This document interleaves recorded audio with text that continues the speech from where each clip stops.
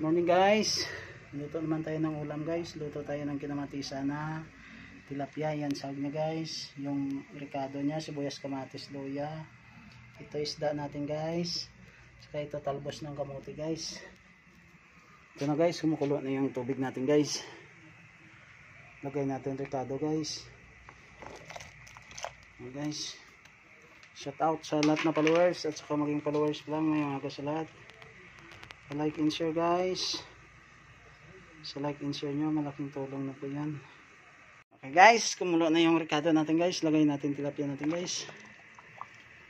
Live na tilapia to guys, sabi nila kanina. Para masarap sa bawan guys, malasa guys. Subukan nyo guys, magluto ng ganito. Makalimutan yung pangalan nyo na hindi oras.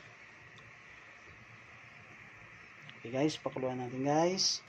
Lagyan pa pala natin ng ano guys, pampalasa lalo guys, magic sarap. Saka asin guys. Sinsya na kayo guys sa magulo yung camera ko kasi solo flight to guys. Wala akong cameraman pa. Pag magsahod na ako, kukuha ako ng cameraman. Okay guys, pakuluan natin guys bago ilagay yung gulay guys. Guys, yan na guys, luto na yung isda natin guys. Tilapia yan guys, na sinabawan sa kamatis, sibuyas, sa luya. At saka ilagay natin talbos guys, talbos ng kamote. Sarap nito guys.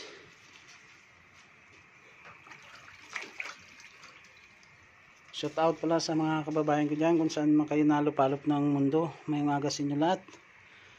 I-try nyo magluto ng ganito guys. Kung hindi kayo mapaulit-ulit magluto ng ganito na style. Ang sarap guys. Makalimutan nyo hindi oras yung pangalan nyo guys sa sarap. Okay guys, yan na guys. Finished product natin guys.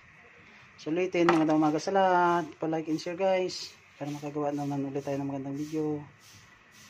Thank you.